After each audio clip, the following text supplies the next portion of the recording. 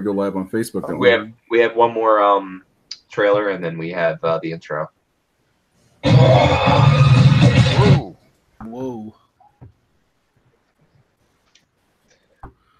Was that Cornelius or? Farting maybe. Okay. And I am playing the Nun trailer because it got kicked off of YouTube, but I have it on my computer. You still have the link for the one that got... I still haven't seen that. I heard about it, though. The Nun? I hear it's the scariest movie since The Exorcist. That's a pretty big claim. Yeah. Oh, look at that. I'm frozen in a back position. That's even better. I saw a nun. I saw that. I'm like in super slow-mo there. Like, Abbey in Romania. what the fuck? Thank God I know how to multitask. Trailer is too scary.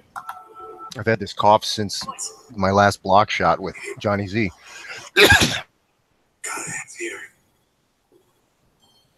Hey, that's my mom's birthday. Well, God ends here, so. This was the part. Well, not this. I can see it in the more future than you guys can see it. But there's a part where the girl gets attacked by another nun, and that's what scared everybody. All the evangelists and Christian youth groups. Bullshit. With the blackface? No, just one popping out. Oh, that. Oh, that. That was almost Exorcist 3 like. That jump scare got everybody's panties in a bunch. Do you remember that? That was just like Exorcist 3. I know. Come on, Brian. All right, we're gonna be starting soon. You're gonna hear my voice change. Does it go like this? He's gonna hit puberty. Yeah. Hey guys, how's it going? I'll do it pretty low, guys. Okay, I'll do a low voice. Hey everybody! All right, good evening, everybody. How you doing? Our syndicate, THS lives here tonight. You guys can't hear it, but I can hear it. I said I was going to intro this this show tonight with a lower voice because my voice gets kind of high every time we go live. But the clowns in the background are making fun of me, so let's get them up live. My name is Brian Enright. You can follow me on Facebook, and where's my name? There it is. You can follow me on Facebook at Brian Enright. You can follow me on Instagram and Twitter at The Horror Jew. Up next, wait for it, we have Jared Letourneau. Jared, God, I hope this works. Good evening. Good evening, Brian. No. Okay. Oh, come on. What is this crap? Ladies and gentlemen, I do apologize. Yeah. Why is this not working? This is what happens when you use AOL. See? This is exactly what happens when you use AOL. Oh, it goes to default, and then... All right, Jared, go ahead. Hey, Brian, and all the boils and ghouls at home. You guys can follow me on Facebook at Jared Letourneau, or if you have the Twatverse, you can follow me on Twitter at zombie_survivor. Back to you. All right. Thank you very much, Jared. Those who are at home, we use OBS Studios for all of our live broadcasts. And OBS does this thing where every time it updates, it sets all of the audio options to default, which is the computer itself, not headphones, which I am using. And basically, I'm going to save you distress and let you know that it's an issue that's been fixed. Thank God. Someone's snoring. Up next, we have... award-winning director himself, Mr. Mike Lombardo. Mike, good evening. Hi, everybody. You can find me on a lot of allergy medicine right now. So if I am saying weird shit more so than usual or disappear, it's probably because my head exploded. But you can find me on realsplatter.com. That's real with 2 E's. And facebook.com/realsplatter. And in 2 weeks at the Genre Blast Film Festival in Winchester, Virginia, with I'm Dreaming of a White Doomsday will be screening there. Back to you, Brian. Thank you very much for that awesome, sexy news that you always keep bringing us every week. I love it. Up next, we have our president and Fuhrer, Razor. Ray, good evening. Oh, good evening. Oh, didn't see you there. How you guys doing tonight? You can follow me at the Horror Syndicate. That's it. Boom. Boom. That's all I care about. The Horror Syndicate. Done. Looks so cultured with those glasses on. It's a good look. I like it. Yeah. It slims down my fat face. You'll probably also be able to find shopping mall easier wearing glasses. I told you, it's right where the heart is. All right, and of course we have our special guest of the evening. You've seen him in Night of Something Strange. You're going to see him in Johnny Z. Please give a warm welcome to our special guest of the evening, Mr. Wayne W. Johnson. Wayne, good evening, my friend. Hey guys, thank you for having me here. I guess I got to do a little bit of promo myself to kind of follow suit with everybody here. If I don't bore everybody to death out there and want to find out more, my personal site is WayneWJohnson.com. Facebook, it's Wayne W. Johnson. That's my personal site. WWJ Official is the acting site. Twitter is WWJ13. YouTube is WWJ Official. If you go to WayneWJohnson.com, there's a section called links. So whatever social network you're on, I'm probably on there somewhere. I'm still on MySpace, you know. Not on Friendster though. I'm not there. I missed Friendster, but I'm still on MySpace. I don't do anything with it, but I'm still there. Not anymore, I should say. Well, that's good. At least you're not like Mr. Mike Lombardo on Chatterbait. Hey, that. No, I don't think I'm on there. I mean, I'm on Instagram, but I'm not on Snapchat or anything like that. Not yet, anyway. I don't. Oh, you can find me on RedTube. RedTube? And Grinder. Yeah. Oh, are those like porn sites or something? Yeah, you can find me on Corpse Grinder. Oh, that type of porn. Okay, all right. Everyone has their own fetishes. It's okay. So Wayne, you're an actor. You've been in some crazy movies like That Is Something Strange. Oh, you want to say something, Mike? Oh yeah. Well, I had a question for him about Rampage. Oh. Wait, is it Rampage? Oh my God, you're Dwayne, not Dwayne. He's not Dwayne sorry. Johnson. No, I have probably more hair on my head than he has on his entire body, genitals included. Well, maybe not. I need more of the 3 T's if I want to do anything with him. That's like talent, a tan, and what was the other T? I can't remember, but I don't know. I definitely he's a big boy. I mean, you know. And the only thing I have over him that I know of is hair. I definitely have that over him. So, unless I get this wig off, if this thing comes off, you know. So. You also have an acting career. When did you get that started? I seriously got into acting at 2011. The only time I had done that previously was in my band Caroline Blue, where we would do music videos.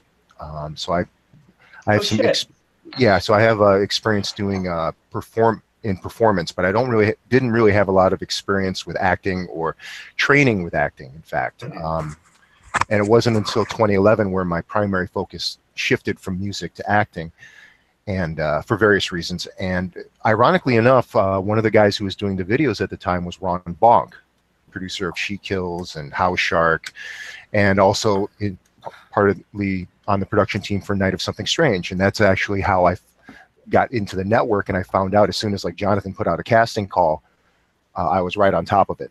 So it was just lucky that I was just right there at the right place at the right time. Okay, so what kind of band were you in?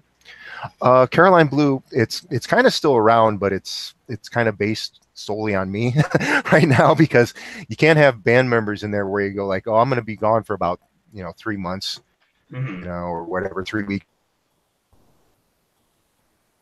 You hear a response in 3-part harmony, fuck you. So it's like that doesn't really work. I just basically right now I use people when I need to, in terms of live performing or sometimes music videos. Sometimes I can use actors. So but back when we were an actual band and everything with the various lineups and stuff, it's melodic hard rock in a sense. It's the stuff that had been out previously. We had 2 CDs out, was compared a lot to Kiss. with touches of typo negative, Ooh. Dokken, Yeah. Megadeth, and stuff like that. So and that all that stuff's on YouTube. Caroline Blue site. The main site's down at the moment. I'm rebuilding it, and it's quite big. So trying to porting it So do you do vocals? this year, or it's from Central New York. We're in Syracuse, based. Okay. Okay, number one, I do it a lot more. I get paid more. I don't have to lug equipment around. But I mean, I still have that creative thing for music and stuff. In fact, there's a song that that I wrote called "My Fingers."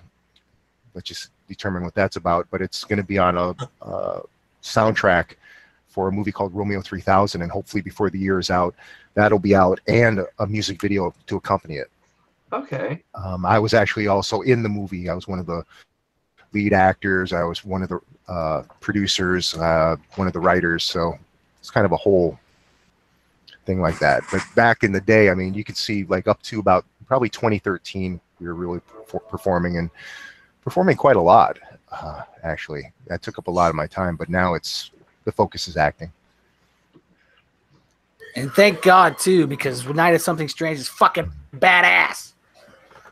So I have to say, if I may, top 3 tampon eating scenes I've ever seen on film. Like, you really sold that for me. Talk a little bit about that. Like, was there anything that Jonathan asked you to do that you were just like, I really would rather not? Well, he didn't have me eat for 3 days, so it was like as soon as there was anything to eat. No. No. You know, I mean, the uterine lining does have a lot of nutrients. I mean, I'm told. I'll take your word for that. No, it was one of those things. See, what's interesting about Night of Something Strange is, and a lot of people don't realize it. See, it was released in 2016, but the majority of it was filmed in 2011. Oh, really? Yeah, it took a long time to get from when the filming was done to when it got released, for various reasons. And that was my first year of acting, like serious acting. You know, I mean, hell, the first role I ever played was in one of Ron's movies called Miss Cannibal Holocaust, and I was a gangbanger with a gang raping a woman. You know, what a way to get introduced into acting, right? You know, ironically, the person who was being raped was Nicola Fiore, and she's in Night of Something Strange. She plays Pam.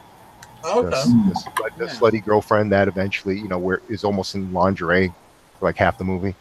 And I smash a TV on her head. That's her girlfriend.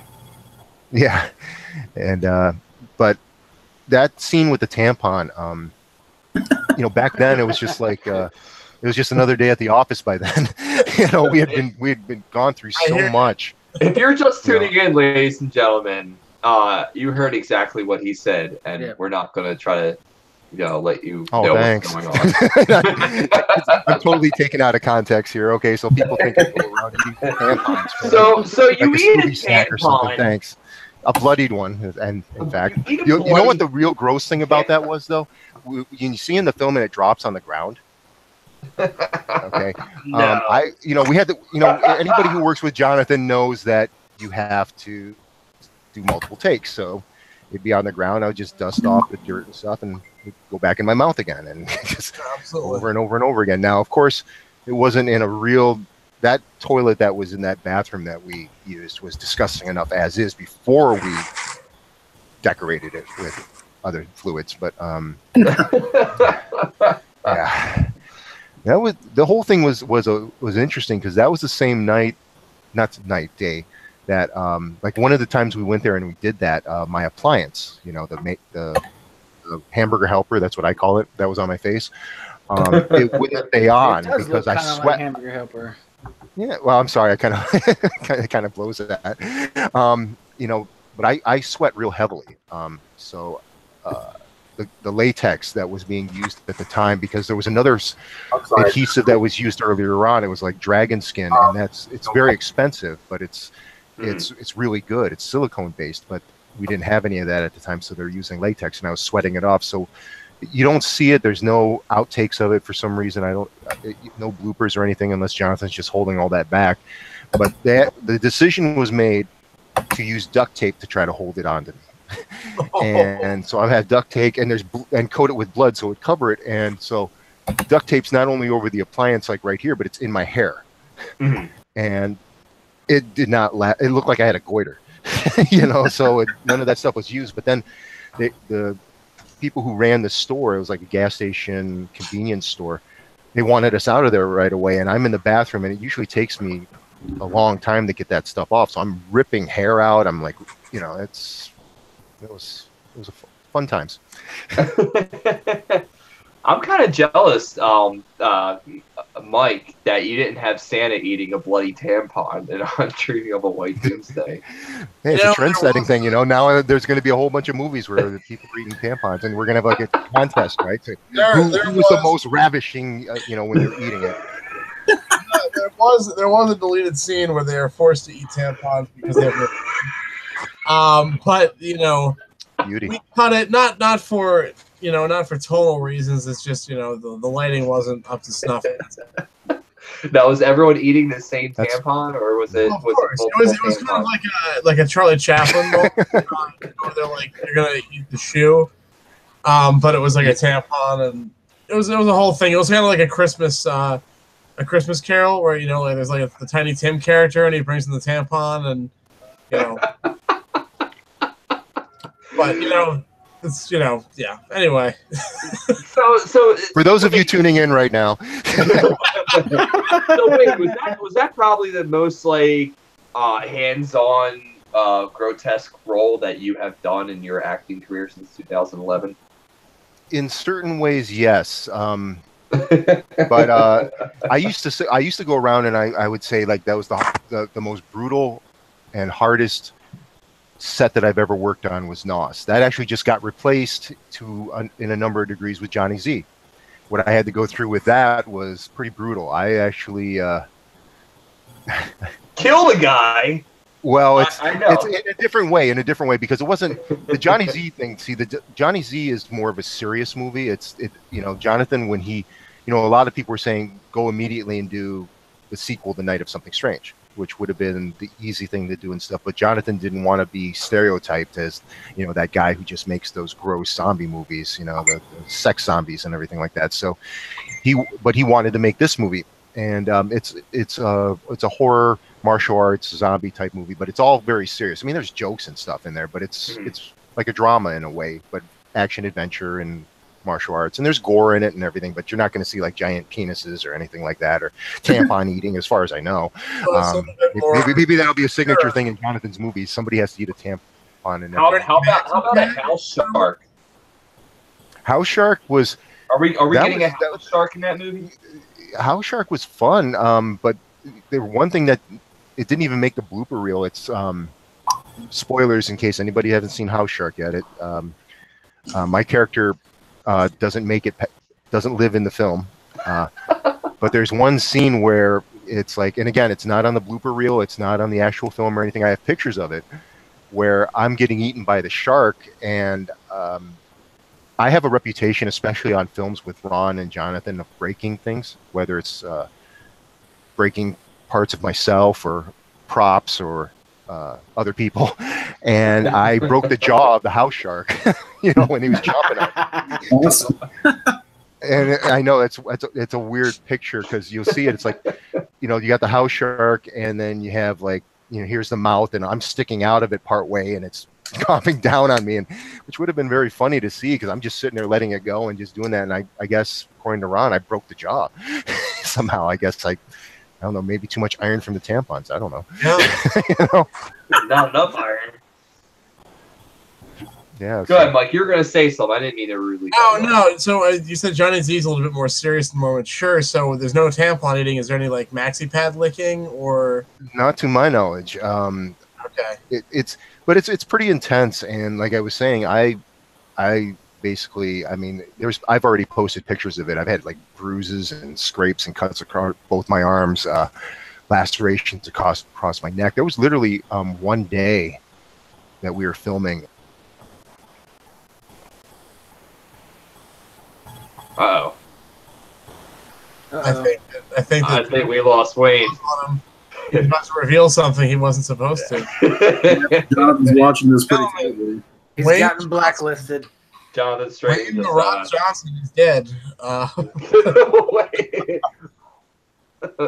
Wayne the Clot Johnson, because he ate a tampon. Yeah, the clot. Wayne, you're gone. We'll try to get Wayne back. He might still be talking, ladies and gentlemen. So we'll figure it out. So yeah, while we're trying to save Wayne, looks like we got some comments from Facebook land. If my phone lets me look at them. Yeah, this is a really fun technical show. Okay. Joe Ridgely, about time you guys have long-haired fellow on the show. I know, Joe, you have a very long set of hair. Is that the proper way to say it? Joe has long hair.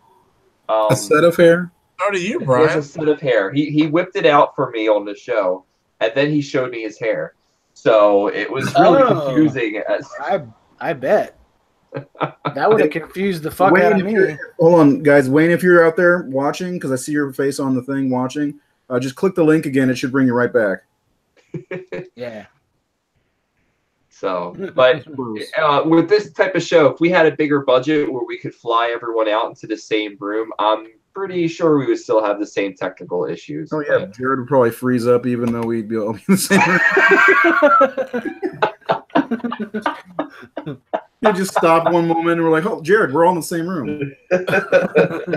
I always feel like Mike Lombardo has 10 people sitting in his bedroom while he's on the show live. Stations on the other side of the room. Lex Quinn is hogtied on my bed right across off camera. Michael! I'm sorry, it's actually the art of erotic Japanese bondage. It's not hogtied. Michael, I'm right here. I'm not. Can we Can we talk about that badass present you got Lex Quinn? You got her the Resident Evil books and the keys, and Resident Evil 2 isn't even her favorite one in the series. No, it Undeserving. isn't. Give it to me. So originally I was going to make her a Resident Evil 4 themed gift, but I was Was it constipated, so I couldn't. You know, you need to stop it. Stop it. You meant Resident Evil 6. That made you. Yeah, you mean Resident Evil 6. But no, for those of you who don't know what we're talking about, I made for Lex Quinn, I made her a shadow box that I got replicas of all the precinct keys from Resident Evil 2, 3D printed, and then I painted them up to be as accurate to the game as I could. I got a reproduction of the map of the police station and aged and blooded it up, and I got RPD and stars patches all together in a thing, and then I gave her the original set of novels, which have been long out of print. So it was a cool little themed gift. One's written by frontman of Journey, Steve Perry, right? Yeah, actually, it's Stephanie Perry, I believe, wrote it. It's Stefani Perry. Come on. Yeah, it's Stephanie. It's his daughter. No, She wrote a lot of the Alien novelizations too, which were excellent. Just so as you know. Steve Perry actually just came out with a new song. Call me again via email. Yeah, we got some people on that, I hope. What's I can't that? do much. I'll send the link again. But yeah, a little bit of non-horror news. Steve Perry from Journey is releasing a new album. He has a song on Spotify. You can find it anywhere, and I forget the name of the song, but it's not good. But the fact that it's Steve Perry singing a song that he hasn't sang in 24 years apparently. So there's that. I mean, he's not eating a bloody tampon or getting booted off the show, but there's that. Okay, I sent the invitation again. So here's a little bit. I don't know if you guys saw this. I don't know if you can see this at all, but this is a Lex Quinn got me. I'm wearing it right now. Check out this badass Creepshow cereal shirt. Look at that. What's that? That's from T-Villain, I believe. I love T-Villain. Marshmallows. There's a cockroach and a birthday cake and a meteorite. I think that's supposed to be waves. And it's it's 5 essential nightmares it contains. Well, when did you turn to an Abercrombie and Fitch model when you stood up? Oh, are you talking about my ripped 6-pack and my? Oh yeah. Well, Let's see that again. Show the world. I've always been a model. I just I did a stint on as a GQ cover model a few times, but it's just not the life I want to live. Yeah. You know, Too many bloody tampons. no, not enough bloody tampons. That was that was a rider in my contract. Whenever I do a modeling gig, I want a bucket of bloody tampons, you know, on hand, just like Toby Hooper with his Dr. Pepper and cigar. But you know what? They couldn't supply, so I walked. Yeah, I hear you. Maybe it's the allergy medicine talking, but the air in here is getting very upside down. But yeah, I mean, those who are joining us right now, we do have a guest. We're trying to save him and bring him back onto the show. He will be joining us shortly, I hope. But if not, we will continue the show and pretend that he's here talking with us. Of course, we'll still continue to ask him questions. Might get the silent treatment, spoiler alert, but we'll figure it out. What do you guys have for us on Facebook land? I see these comments coming in. Attention, boys and girls, coming 2018, a new Christmas tree ornament, the bloody tampon. Thank you, Virginia Buchanan. I like to call them the Buchanan twins, but they're not twins. They're actually happily married to each other.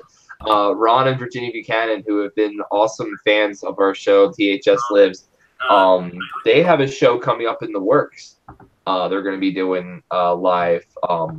But so far, that's all I know about that. I can't give too much detail away, but I heard that they have something awesome planned.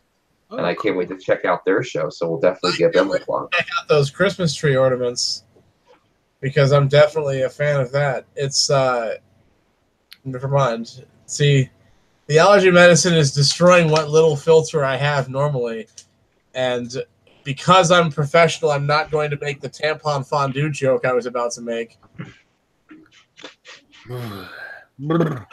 So don't worry. Okay, hold on. He's having some issues. Give me a minute. I'm gonna back out from. All right. You know what goes really great with allergy medicine, Mike? Allergy medicine. You know what goes great with allergy medicine, Mike? Alcohol. You mix that shit, your liver is just like, fuck it, let's do this. It doesn't know what to do. It doesn't know what to do. This is true. So in horror news, you get like, I'm dreaming of white poops.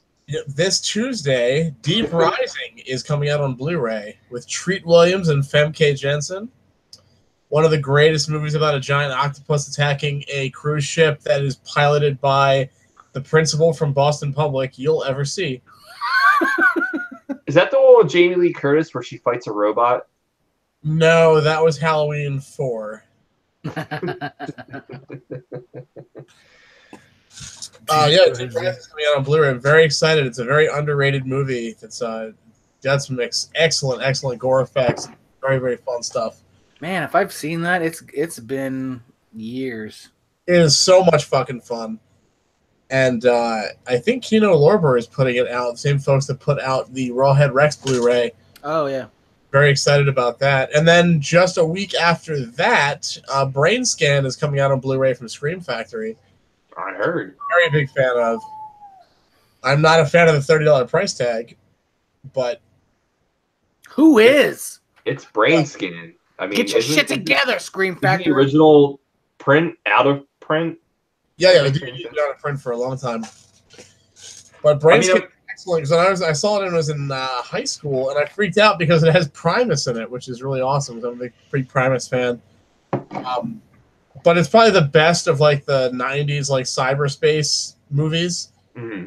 It's got some really, really great stuff and a cool like Freddy Krueger clone named the Trickster, and Frank Langella is in it as a police captain for some reason.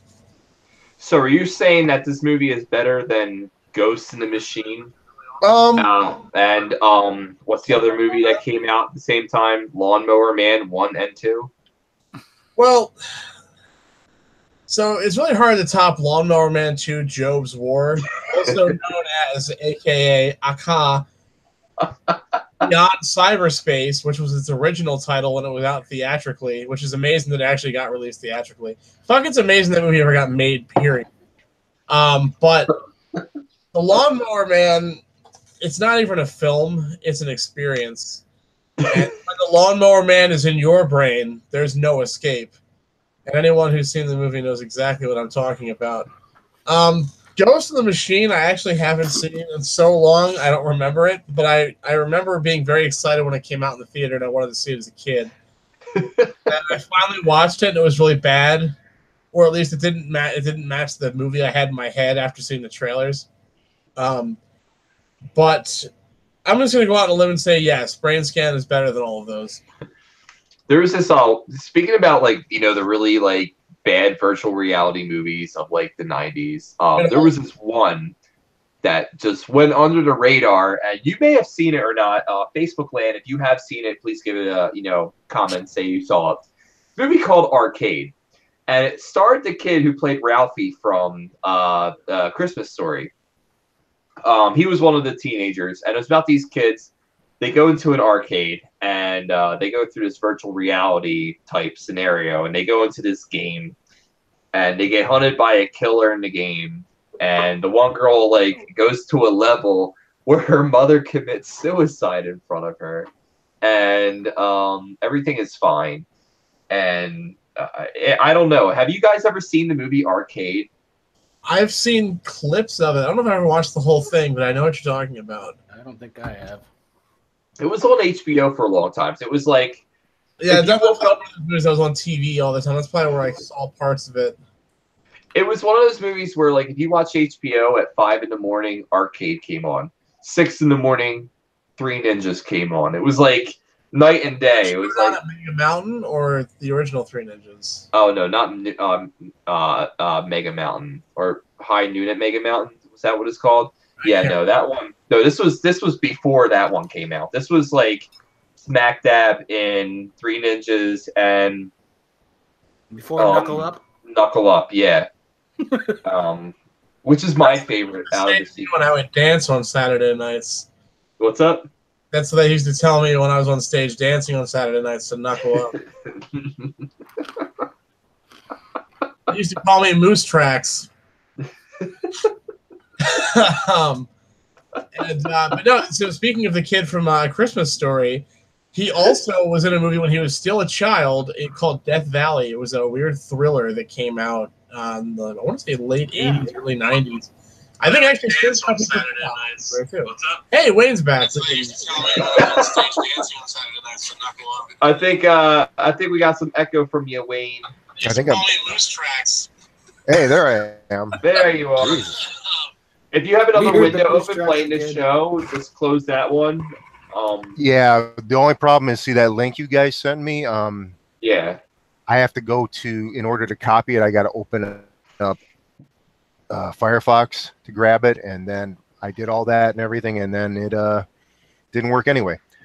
So it's like, I don't know. But then again, because I was going to say that thing about Johnny Z, maybe Jonathan's like watching from afar, and he's like, oh, he's going to do a spoiler here, you know. I thought they terminated you because you were about to reveal some secrets. Well, it wasn't really a secret. It was just more like what I was about to say was that it's Johnny Z is basically now the hardest, roughest shoot that I've been on. Not the most fucked up. that I think that's always going to be NOS until the sequel comes about. But this one was just really rough. We definitely got put to the limits. I mean, literally at one point, I remember I was lying on the ground after we had just done this take, and it required me to, after what happens, I fall on the ground. I literally at one point thought, it just popped into my head. I said, shit, I'm going to die here.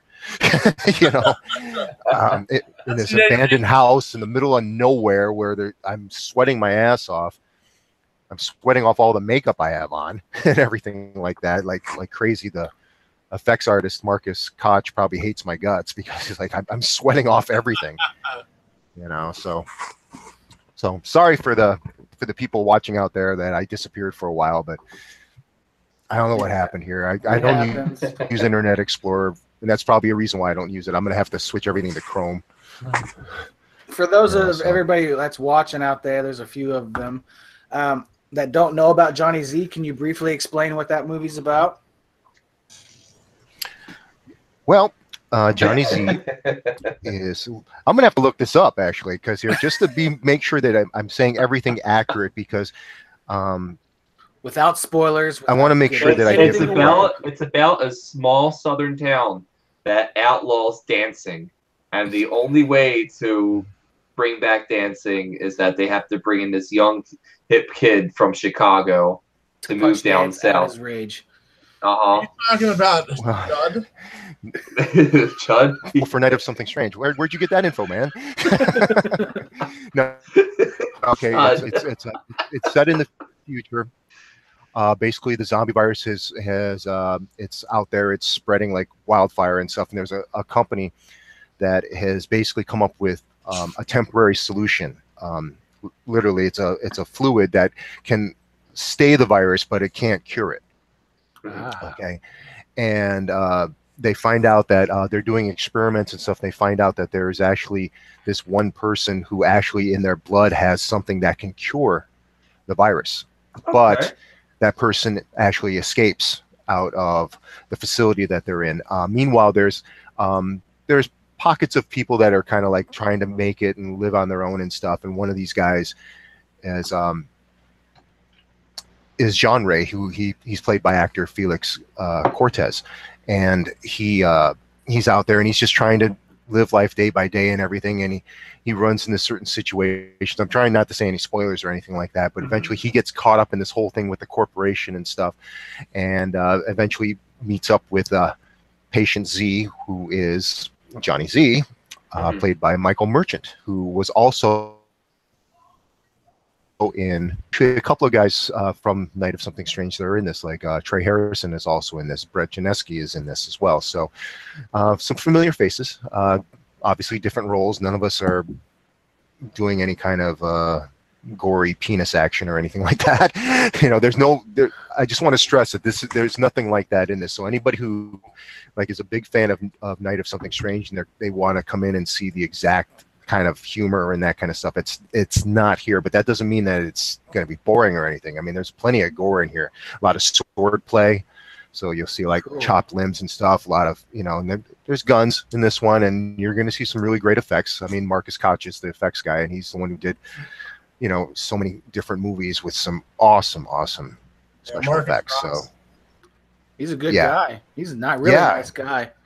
Yeah, he's it's something that was kind of funny. A lot of times we were you know, I'd carpool with him to the locations and stuff like that, and I didn't realize this. You know, I get out of the car and I shut the door, and he goes, "Stop slamming the door!" And I'm like, I didn't know I was slamming the door. You know, and it happened so many times. I'm like, I really don't realize that I'm slamming your door or your trunk. And even Jonathan was like, "God damn it, man!"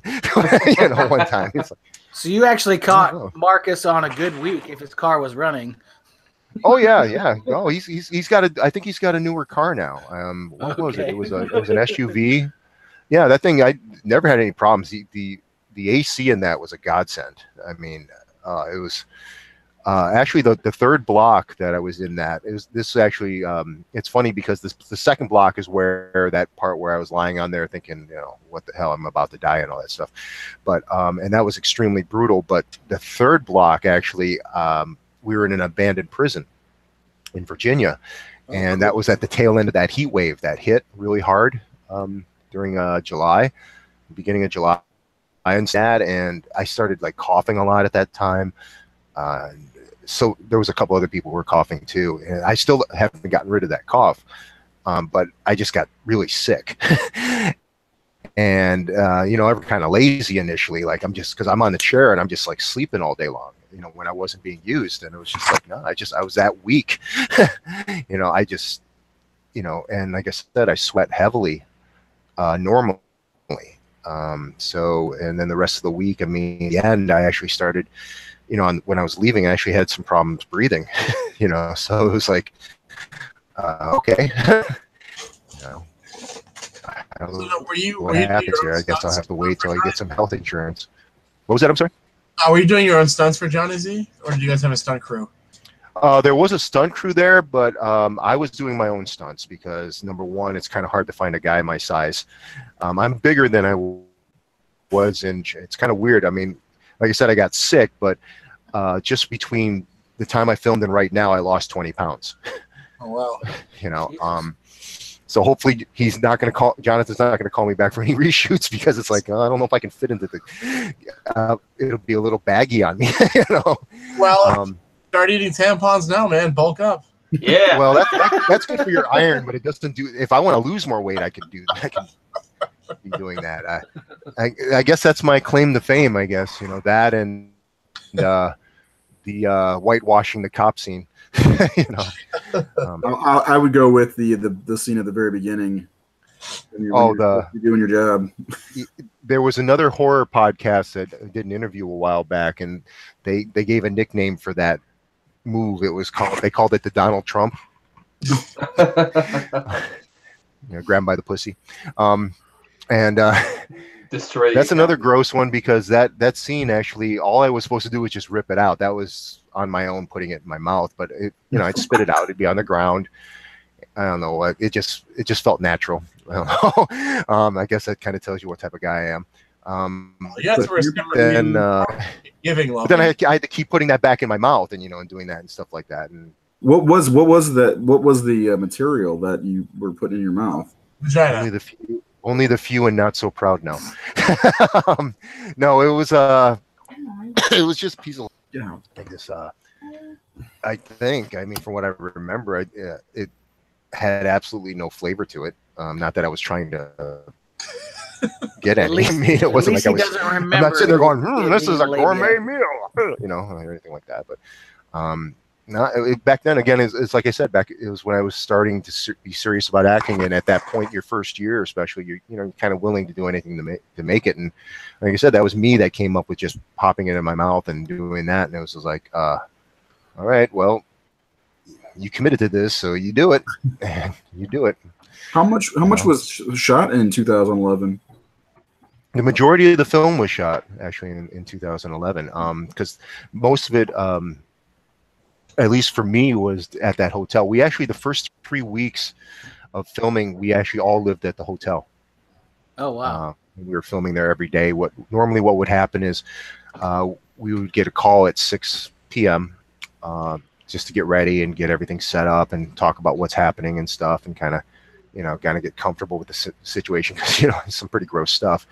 And sometimes, I mean, especially in the beginning, it was kind of strange. It was kind of like a media event because we were in a small town. So picture it, if you will, we're filming, and there were times where there were people, locals, who they got like those lawn chairs, and they would be set off out of camera sight, and they'd be sitting there watching and stuff. They didn't see any of the real gory stuff or anything, but it'd be like an event, But and then usually people went into makeup starting like at 10 or 11, and then we would start filming. We'd actually start filming even a little earlier than that, and then it would go on to like 6, 7, 8 in the morning, and then you just you start the day over again. You're just constantly filming as much as you can while we're doing that.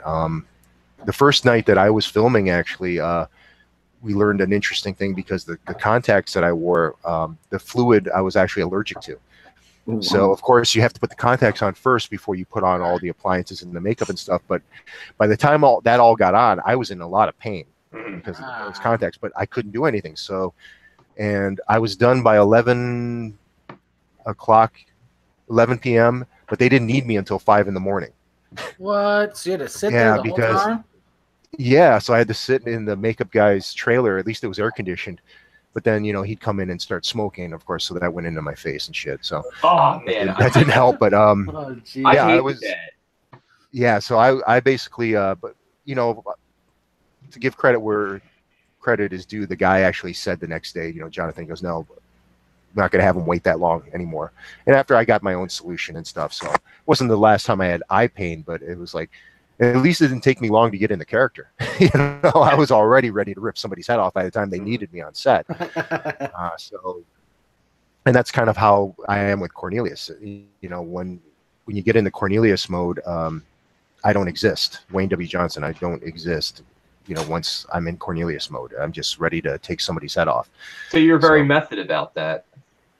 Yeah, I kind of subscribe to that, but I used to always say that I was into it, although I'm no expert by any means into method acting. However, I guess I kind of flirt with it a little bit, because number one, I don't have any serious training in it, and number two, I'm not one of those guys that you have to be on all the time, because it gets annoying. Somebody who, like, as soon as they get on set, like the first day, they're in character, and then they stay in that character for the whole shoot. I don't know. It doesn't appeal to me because, number one, it is annoying, especially depending on your character. I mean, I did that for one day on a set where I had to play like a stoner, like a classic stoner. So I just stayed in role. So I'm talking like this, man, the entire time. It's so cool, But everyone got really tired of it by the end of the day, so I stopped doing it. I think it's actually a little more impressive to be able to turn it on and off. Because, it's, I see the point of having to be, and things might change in my thinking, but this is how I feel about it now. I mean, it's great to be in that character all the time and stuff, because then that's like the real you now. But to me, it's more impressive to be like able to switch it on and off. Especially if it's an extreme role. If you can do that, because there's a video I can post it on your wall. What's that guy? The guy who played Gandalf? Sir Ian. It's a great video because he's talking about his secret for acting, and at one point he's just saying, this is how I do it, okay? And he's showing like a little graph, and he goes, now this is what I do, because I told the director that he wanted me to play a wizard, and I told him, I'm gonna let you know that I'm not a wizard. And he goes, well, Sir Ian, I want you to use your acting skills to portray a wizard. So, and he goes, well, let me simplify this and go like this. This is me. I don't know if you can see this because everything's sputtering here, but he's going, this is me. It's like, Sir Ian, Sir Ian, Sir Ian, action. You shall not pass. And then Sir Ian, Sir Ian, Sir Ian, Sir Ian. So it's, to me, that's actually, I mean, it's a joke, but it's actually, I find that more impressive that if you can just turn it on and off. It's kind of hard to do that with Cornelius though, because when you're raging, it is hard to turn, because I'm really angry, and I've got hate and going on, and so that's why I was injured on the set. I actually injured other actors on the set. I broke a lot of property on the set, which I didn't mean to, but it happens. I mean, one time it's like when we were filming with Johnny Z, and I had to kick a door in, and Jonathan goes like, no, look, I don't want you to kick the door and break it off the hinges, okay? I'm like, I'm not going to do that. Just from the experience from Night of Something Strange and everything like that, where I was like going full force and more. It's like, so I hope that wasn't a spoiler. I kicked open a door in Johnny Z. So what would you say some of your inspirations are, being an actor? You got to grow up and be like, when you're a kid, you're watching TV and you're growing up and you're like, I want to be like that person. Like, who were some of your inspirations? Bruce Lee and Arnold Schwarzenegger. Well, that's a perfect combo. Yeah. Those were the guys that I saw. I mean, I saw like Bruce Lee stuff, and I was like, damn, the intensity he had. And the control, which obviously I don't have any control in Night of Something Strange, but it's like, I was like, wow, it was just so intense, and seeing what Arnold was doing in his prime and stuff. But more impressive to me, even to this day, I mean, obviously some of their acting, it's like you're kind of bound by the script and the story and the director. So sometimes actors get a bad rap because, sometimes, they'll be like, oh, this guy, he sucked on this and like that. But, sometimes you're with a director, unless the actor is like part of the writing team and part of the production team and all that.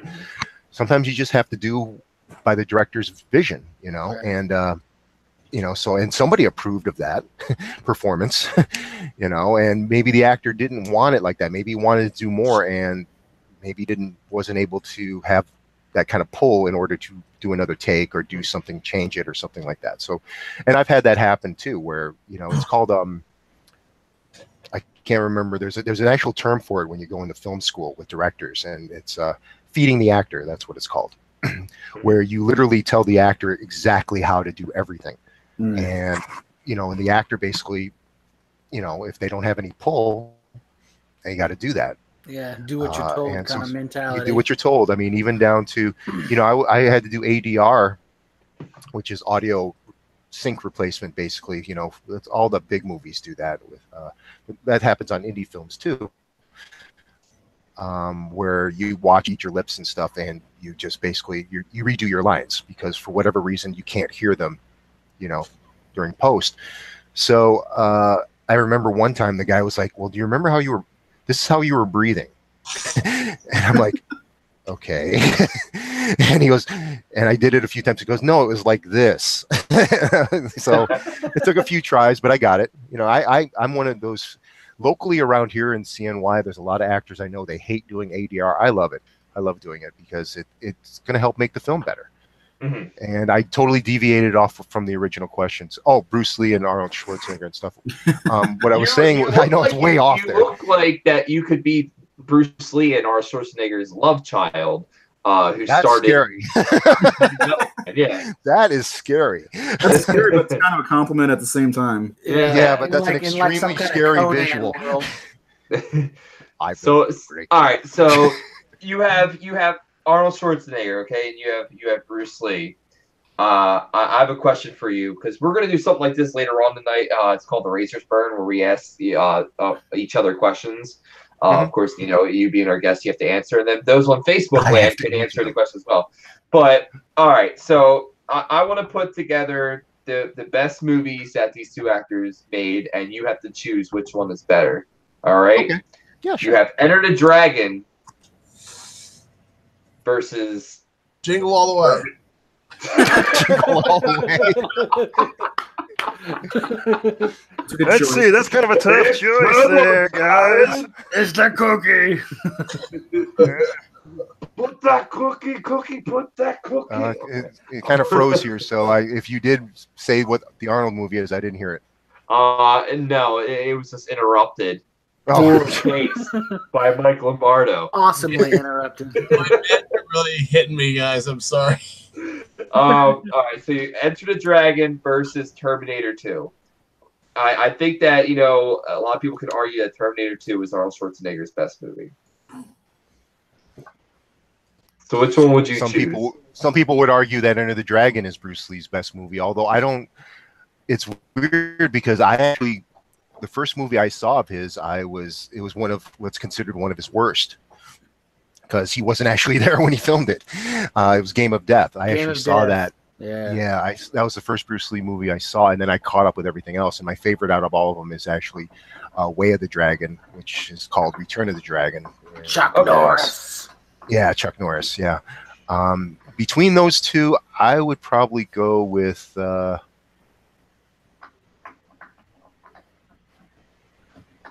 I'd probably go with Arnie on that one, Terminator 2. Just because, I don't know, I'm saying that now, but if I think about it later, I might switch that, but that's just my initial feeling right now. It's kind of hard, though. I mean, what was that, late 80s, early 90s film? Yeah, it was 1991, I think? 92. Yeah. So 92? There have been so many things that advanced with filmmaking and stuff, and of course it had all those great effects and everything, and the storyline was pretty good. And the Terminator line hadn't deteriorated by that point. It was like afterwards when all of a sudden it kind of went all over the place, but it was still, because I love the original Terminator. Yeah. That was a great story and stuff like that, and it just built on with Terminator 2, and then it kind of fell apart after that, unfortunately, in my opinion. Of course, it's all subjective and stuff like that. That is tough. That's a good one. I would say right now Terminator, but if I thought about it, I might switch to Enter the Dragon because it was just, Enter the Dragon was more of a simplistic story in a sense, but there was more heart to it, in my opinion. It was just more into your face, especially towards the end. It just, it's not something that required a lot of heavy thinking. You got it right there. It was basically like a James Bond ripoff. Big tournament on an island, somewhere. They got to send a secret agent in there. And yeah, it's kind of like what they did, but with a watered down version that was called Mortal Kombat, directed by Paul W.S. Anderson. They pretty much stole that whole idea, didn't they? I think I would still go. Well, I think story wise, I would definitely go with Terminator. Just there's it's coming off Terminator, and it's still going with that, and that's a great storyline. you know, Yeah. compared to Enter the Dragon. Enter the Dragon's is pretty simplistic. Although the fighting, you know, well, that's a little different. You know, Yeah. you know. I figured I'd bring it up because, you know, being a horror show, we really don't talk a lot about action movies, and, you know, hearing that you expressed that your idols were action stars or are action stars, Bruce Lee and Arnold Schwarzenegger. They're known for their action movies. Like Arnold Schwarzenegger isn't really like known for like his family movies where he's chasing Sinbad through a parade. Although it has happened. No, he actually, right, one of my favorites actually from Arnold is actually Predator. That's one of my favorites with him, and I should bring this up because this might be interesting to some people. Not until recently, I mean, in terms of when I started acting, probably about a couple years into it, I wasn't really a fan of horror movies. For whatever reason. It never really got into it, but then I started being in them, and I definitely appreciated more of what went into them, and I started researching more and started watching more and everything, and I definitely appreciate liking now, even though I'm still way behind on so many different films all around because I have Netflix, but I'm just starting to catch up on you know, shit. I mean, I'm so behind on stuff. It's amazing. You could talk about a movie like Jonathan and Ron. You know, they'll be talking about movies all the time, and half the time I'm like, I don't know. I mean, like in the Johnny Z promos, one of the films that's compared to that is The Raid, and I've never seen The Raid. A great fucking movie. Wow. Yeah, I hear that. I you know, but I haven't had a chance to pick it up yet. If you're a big Bruce Lee fan, you would love The Raid. I've heard the fighting is really intense in there, It really and is. from what I've seen so far of just with the stuff that I've been involved with and the stuff that other shots in the movie, it's going to be pretty impressive. They actually Felix he's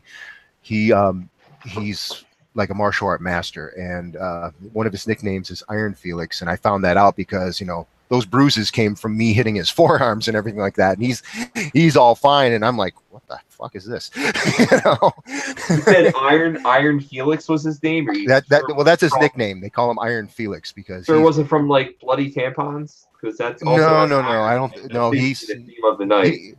No, although you never know with Jonathan. I mean, he'll come up with some stuff, but this movie is a serious movie, so you're not going to see, unless there's some thing that I don't know about. I'm pretty sure it's pretty serious. I mean, it's a serious zombie movie, you know. I think that's the best way to put it. It's got great combination of horror, zombies, martial arts, great story behind it, and I'm not just saying that just because I'm in it. Obviously, I read the script.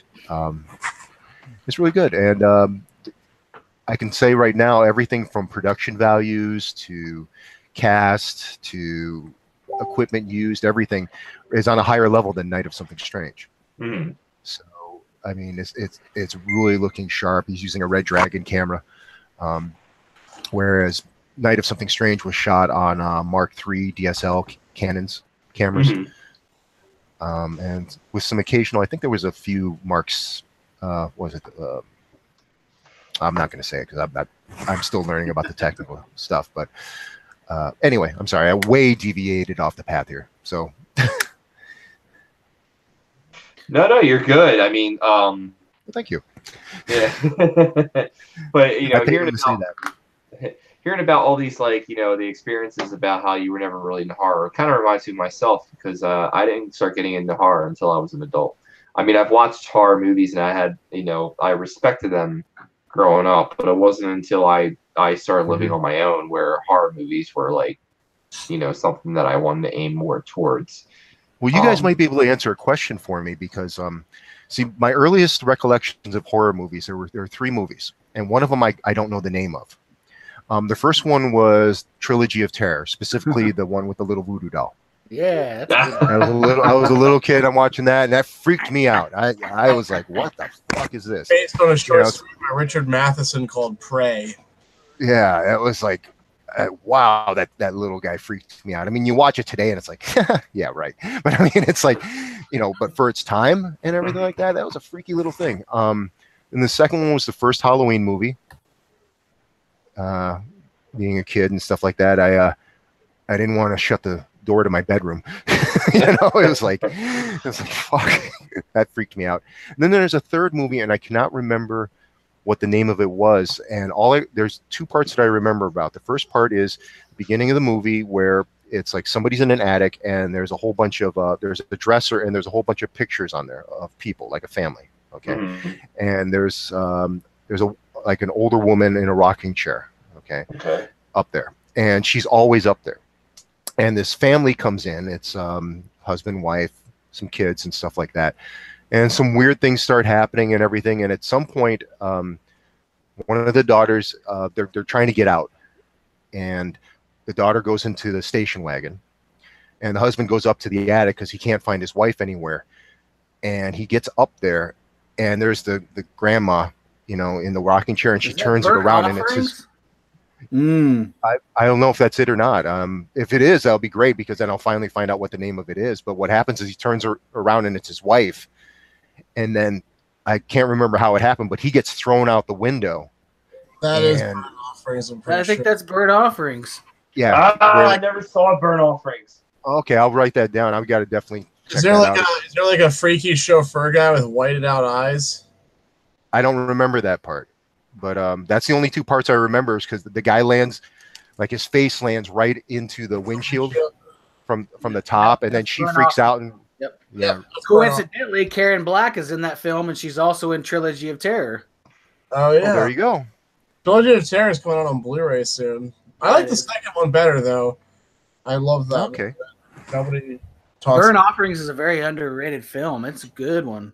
See, the Trilogy of Terror, like that final segment, reminds me to never order anything off of Wish. That's what you get when you do that email with the Nigerians. They send you one of those dolls. All I wanted was a PlayStation 2. PlayStation 2. I don't know. Is that what all the kids are playing nowadays? PlayStation 2 with their Game You're Shark? getting old, Brian. I am getting old. Yeah. PlayStation 4 anymore. They just all ditched those and they went for 2. So, are you a gamer, Wayne? Do you play? I used to be. I was one of those guys that it just consumed me. I'd be sitting there and one more game, one more time. This is back when you didn't have the cheats and you had to find the damn save point. If you didn't find that save point, then if you stopped, you got killed. So yes. So I was heavily into. I probably PlayStation 1 was the big one. PlayStation 2. I have a PlayStation 3, but that's kind of when it went downhill, and I would love to get back into it again, but I'll get hooked on it again. So I love I want to play the Friday the 13th game on PlayStation 4. You got about 2 weeks before it doesn't exist anymore, I'm sure. Oh, I'll just buy one then. I actually have a PlayStation 4 game that I bought. I don't even have the system, because I know I'm going to play it at some point. So it's like, so I guess you could still call me a gamer to a degree. Well, once a gamer, always a gamer. Yeah. Playing a lot of Resident Evil was like the game that I grew up playing, and the cheesy acting and Resident Evil 2 was arguably the best one of the entire series, way outbeating number 4. Puts 4 in the back burner. I think number 6 is way better than 4. I knew that you would. That's a hot take. Well, they're remaking 2, right? Yeah, they actually just announced that there's going to be a more gorier version of the game. Oh, really? Oh, wow.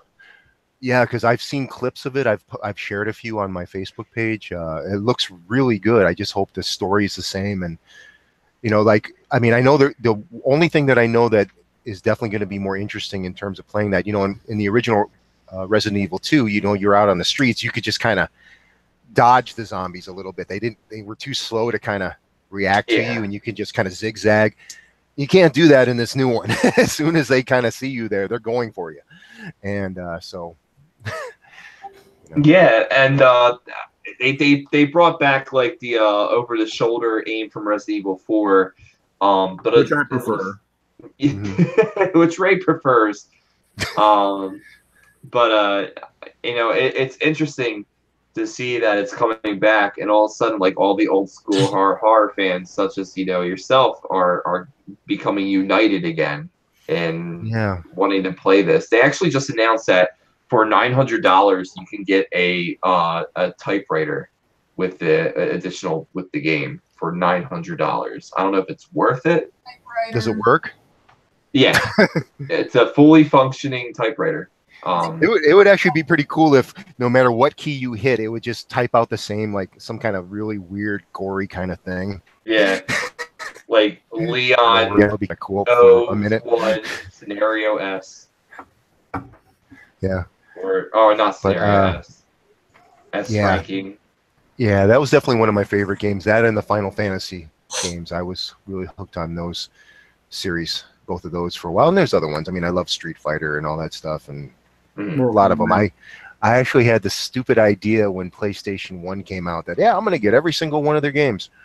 That didn't work. You can do it now. They're probably super cheap, except Power Up the Rapper. That's like... I have that. Oh, you do? Okay, never mind. Yeah, I love that game. I've only beaten it once.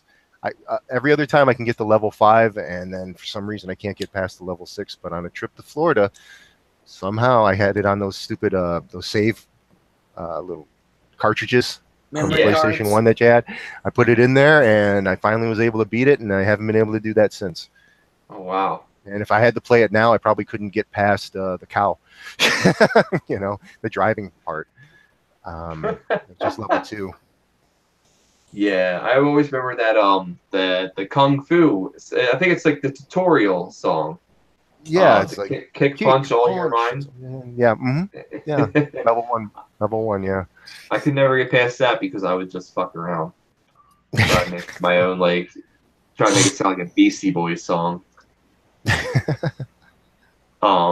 But yeah, I mean. Sorry, I'm gonna hop in real quick. I gotta go, folks. My head is gonna crack open from sinus pressure. I hate to do that, but I will talk to you all later. Thank you for all guys listening to me ramble on allergy medicine, and thank you, Wayne. It was a good time. I love Tonight Is Something Strange, and I'm very much looking forward to Johnny Z. All right, man. Great talking to you, man. Yep, I'll talk to you. I have sinus problems too, so hey, I feel for you, man. Constantly, it's fucking hell. But all right, I'll see you guys. Buddy.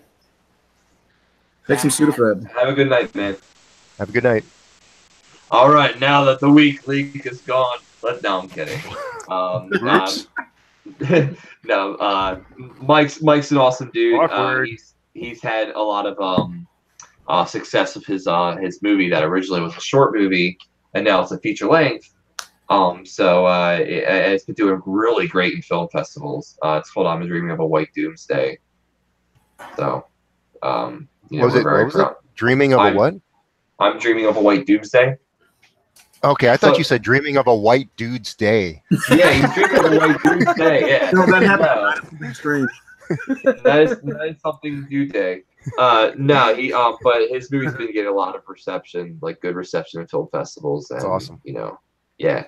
So if you ever get a chance to check out the trailer, go check out the trailer. Or if you ever go to a film festival where they're playing it, I highly recommend go seeing it. Yeah, awesome. No Santa's eating bloody tampons, so I mean, I know we talked about that earlier. Maybe in the sequel. Maybe in the sequel. I don't know if enough people are interested in that scene. I'm sure it'll come back somehow. Well, maybe Michael I. Wayne for the job for Santa in the sequel just for that. He's got the experience. Oh, I could do it.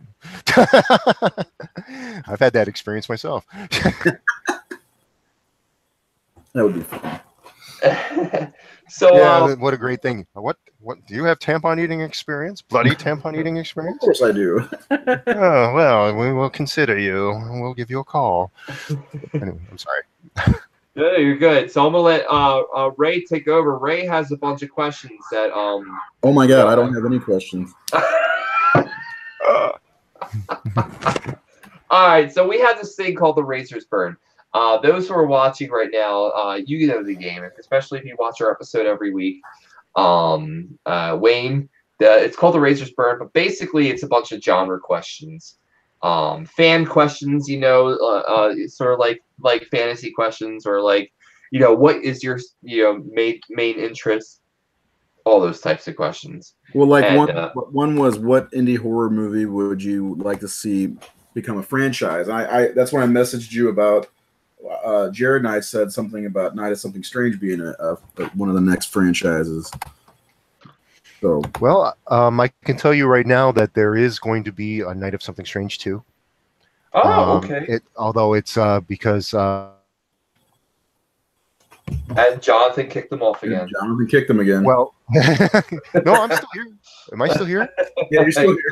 Oh, Yeah, okay. you're I was like saying no, but although it's probably not going to be called Night of Something Strange like that. I think he's following the Living Dead series, so I think it's tentatively right now called Dawn of Something Strange. Oh, good. I think something like that. That'd be cool. I can't That's reveal who comes back, and I already know a little bit about the beginning. But yeah, he basically, it's kind of a no-brainer that the sequel is coming back. Now, whether there's something after that, we'll see what happens, how well it does. But to me, honestly, I think Jonathan's got, he's got a top nos. There's, That's not easily done. no. So Yeah, anytime a sequel, that's the idea. That's always hard, I'm sure. I watched it again the other night, and there's a lot of stuff that I either forgot or must have missed from the first couple times I'd watched it. Man, that movie gets me every time. mhm. It's good. One of the things I noticed this time were like where there was a close-up shot of one of the actors either in a car or in a hotel room, and then all of a sudden, like there was one where I think it was Trey was in the car trying to start it or something like that, and like you're staring at him, but all of a sudden you come fucking storming in, running at the door. Yeah. And that happened with I don't remember the guy's name. The guy that had his I don't want to spoil it. The skinny dude, the really skinny guy. Michael, Yeah, so who was the bully. Yeah. So there's a couple times that there, nothing seems to be really happening for a second. All of a sudden, one of you guys comes like running as fast as you can, top speed, and like hitting the door or whatever. I noticed that, and I was like, God damn, that's fun. And then, Well, it was fun, but that was actually I broke things on that one. I'm sure you did. not just the windshield. The windshield was, that was a brand new at the time, 2011 Mustang. Okay. Mm. Now, obviously, I didn't shatter the actual windshield. I would have shattered my hand faster than that, or the side window. But so that was like sugar glass. But when they had me do that, the first couple of times I ran into the car, I found out real quick that I can't stop on a dime. So I'd slam into the car, And one time I tried to leap over the car. It was like, that's how bad it was. And one of the times my knee actually hit the side side mirror there, and it just broke off, and it was dangling there, and everyone's looking at me. Oh, great job, Wayne. It's a rental, and they fixed it before it got in there. But That's good. yeah, that was one of those breaking moments. Yeah, that was one. I've got a question for Sure. Razor's Burn. You said you're kind of like new in the horror, into liking horror, like Mm-hmm. respecting it and whatnot. What would you say in the last 5 years, excluding your own film, obviously, is your favorite original horror film? Just going back the last few years. It doesn't even have to be 5. Well, I can't talk about any of mine, right? So that's going to be really hard. No, I'm just joking. Actually, I would probably say, just going off the top of my head right here, Train to Busan. Ooh. That's a really good fucking movie, man. Yeah, I saw that. It came out in 2016, so it was the same time as Nos, and so I saw that, and I got the Blu-ray, so you got the South Korean language, but then you have the English dub. Right. And I do too. yeah, and I saw that, and I was like, wow. And I heard there's a sequel for that announced too. Oh, cool. Just recently. So it was just like that was incredible. For those of you guys still watching at home, Train to Busan is a great zombie flick from South Korea. Great flick. It's not just a zombie movie. It has like a family story, and it's actually like It's like a tearjerker at the end too. Yeah, it's tear jerking. You feel for you actually feel for the characters in the movie when most times you don't in those type of movies. Great film. Mhm. That's a Yeah, good it's answer. definitely you know, it's weird because a lot of the zombie movies that are coming out, it's kind of like the vampires. They're it's almost like humans. You know, I guess everyone's trying to be a little bit different, and it turns so that's how it kind of burns out. But you get a movie like Train to Busan, and I mean, some of the viciousness that's going on in there. I mean, the contortions. I mean, it was like, wow, that one Japanese woman when it first started, and she's like, I was like, oh, how the hell is she doing that? You know, when they're, you know, like World War Z, where they're climbing up the wall in Israel, and they're going so fast and stuff like that, and then when you see that inside a train, it's coming in. Oh wow, that was intense. And I'm pretty sure it's streaming on Netflix too. It is on Netflix. I have yet to watch it. I guess I need to. Yep. Oh, it's great. I mean, well, you know, it's all subjective and stuff, but I definitely would agree that that's awesome. I've heard nothing but good things about it. Mm-hmm. So, Brian, my question for Wayne was, what's your favorite most recent original horror film? And that was his answer. Train to Busan. Yeah. Train to Busan. Okay. I guess it's my turn. Go for it. I have to say that the most original horror movie that I have seen, you know what? I'm gonna give it to Mr. Mike Lombardo here. I'm Dreaming of a White Doomsday. I still think you say White Dude's Day. White Doomsday. Even though Dude Bro Massacre Party 3 was a really good movie as well. And that's got a bunch of dudes in it. But I'm Dreaming of a White Doomsday. Right there. Signed by Mr. Lombardo and his mother. He's gonna block me after saying that. He's going, God damn it, Wayne. Well, the sequel's gonna be called I'm Dreaming of a White Dude's Day. And it's gonna be a bunch of dudes eating tampons dressed as Santa. Yeah. So, but I have to say that that's probably, you know, an original horror, and you know, I'm shamelessly promoting him right now because it's just a fun movie to watch, and by fun I mean very depressing but good. I was gonna say it's not that fun. It's depressing in a fun way. Spoiler alert, it's during Hanukkah. Uh-oh. What do you think, Ray? Same question. You know what I'm going to go with. If we did, okay, so I've been able to watch a lot of movies that are newer lately, and I like to promote indie movies, but I you know, I've already talked about Night of Something Strange quite a bit lately. But you know, I always go back to The Void and how much I really enjoyed that movie. Did you ever see that one, Wayne? The Void. What's it called? The Void? The Void. No, I haven't seen that yet. Ooh. It's good. I think it's on Netflix also. Okay, let me write that down. I'll definitely check that out. Yeah, it's there's something about it. It goes back to Clive Barker and a Stephen King type feel. Okay. John Carpenter. John Carpenter. Yeah, I mean, you take all these great horror directors and throw them into a pot, and The Void comes out of it. And I love that movie. I can't believe how much I love it. Yeah. And then there's a great documentary on the Blu-ray about how the two guys who made the movie and how they came up with the idea and showed some of the effects. And the Blu-ray is great to own. I will say that. But, yeah. You know I'm going to go with The Void, Jared. Come on. Yeah. I think that may be one of the best horror movies made in the last 5 years, probably, maybe even longer. Yeah, I agree. My answer is also The Void. Dun, dun, dun. Gotcha, bitch. There we go. I like how the ending paid like a nice homage to The Beyond. Yeah, that's basically what it was. Very much, yeah. That's what I'm saying. It had so much. You can tell these guys had to be influenced by all these great directors. Maybe even with some of the visuals, especially when they're going, because like that hallway to hell or whatever, with all the, with the lighting. It could be like almost like an Argento type feel to it. I mean, there's so many influences in that movie. and it wasn't made for very much money either. Hmm. Yeah, it's a good movie. All right, do we want another question? Yeah, let's do it. I guess since I asked that, I should ask the question. Not a lot of interactivity on Facebook land. Yeah.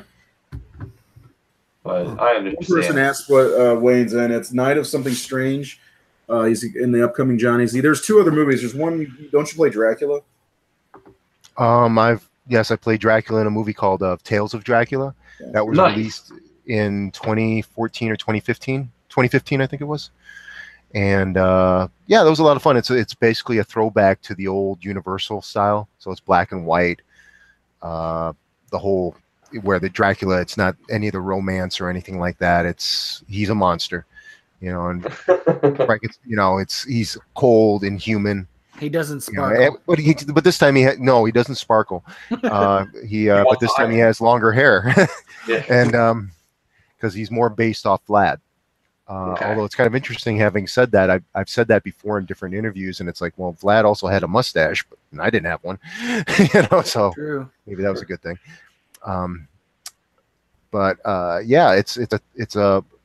It's an ode to the 1940s Universal with some Hammer thrown in, I guess, and the werewolf makes an appearance, and Frankenstein's monsters there as well, and it was a great project to be on.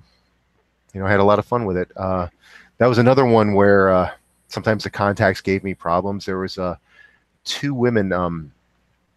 The woman who played Alona, that's Greta Volkova, and Elsa, that was Cassandra Hayes. We were filming outside in a forest area, and what was being lit was how it was being lit. Where there was two cars, and they just put their lights on, and that was our lighting. And I had to wear these special effect contacts and they're not prescriptions. So I'm in the dark, blind as a bat, and basically these two ladies they had to hold my arms each and basically walk me out of the forest because the lights went off and I couldn't see. It was pitch black. I could not see a thing. So here I am dressed up as, I'm Dracula, king of vampires, and I'm totally helpless in a black forest. It's like if they had just ran, I'd still probably be in that forest right now going, "Hello, help me." That's funny. Is there anywhere to find that movie streaming, or is that one we're going to? Yeah, it's not streaming, but if you can get it on DVD from oldies.com or Alpha Home Entertainment, it's only like $6. Really?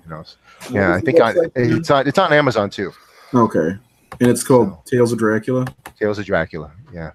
And it's weird because the back, it shows pictures of it, and they're in color, but inside it's all black and white. And there's some CGI in there, not much, but it's kind of cheesy, but it was cool. I mean, it kind of fits the vibe, how things were back then, and had a great time with it. All right, we do have a question from Ron Buchanan. Who is your Scream Queen crush? If you have one. Well, Not Scream. I would probably say the one that I know the best, which is on. Are you talking more indie, or are you talking more like overall? I'd say. Yeah, I would say. Well, let's. I'll do a four-way tie. Okay. Well, first I would say Nicola Fiore, who was also in Night of Something Strange. She's the one that was in that first movie, and played Pam and stuff, and she's known for that. Brink Stevens, she was also in Nos. She's a little bit well known. Debbie Rochon. And there's one more, and I'm going to look it up here because I always say her name wrong. I want to make sure I say it right because I don't want to, get it wrong. So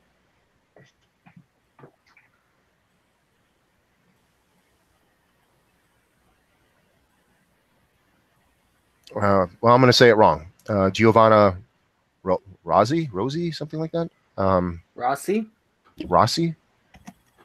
Giovanni Rossi? Genevieve or Rossi? Yeah, I would say between those four.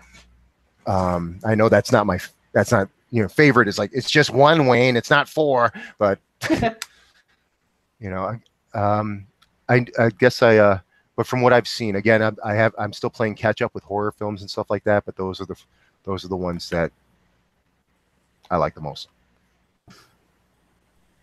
It works. I was gonna say Lisa Wilcox and Danielle Harris, but that's just me. Man. It's cool. What about you guys, Brian, Jared?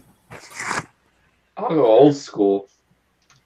I mean, old school. No, I'm kidding. Definitely Christina Ricci and Winona Ryder, if that makes any sense. Or are they really Scream Queens? I don't know. I don't But know. they were my favorite when I was growing up. They were your favorite? Yeah. They were your crushes. They were, and Thora Birch was for a while too. Yeah. Her This thing portrayal in kinda look Ghost at- World. That's what did it for you. And Scarlett Johansson.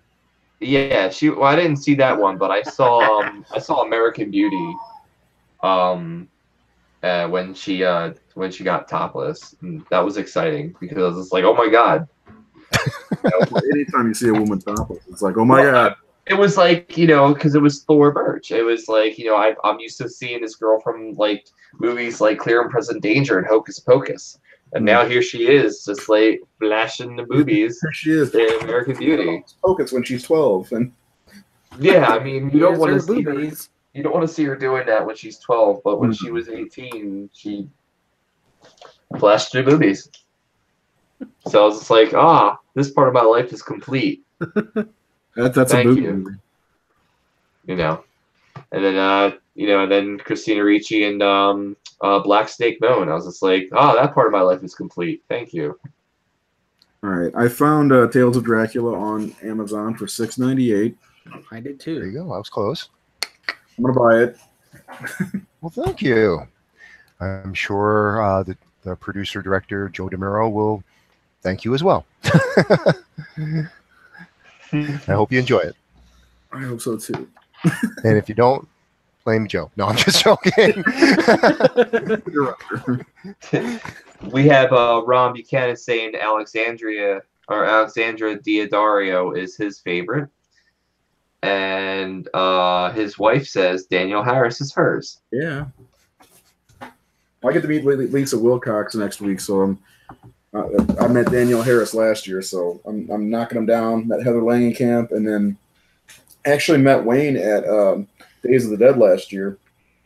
Yes, but I'm not a Scream Queen. Not that I know of yet. He's Bruce Lee and Schwarzenegger's love child. We've already established that. Conan Jr. There you go. That's your next role. You've tackled Dracula, now tackle Conan's son. Well, I've already done one role in a loincloth, so God, what was that? maybe I shouldn't have mentioned that. No, it was a very brief cameo. If you missed it, good. It was in She Kills. She Kills.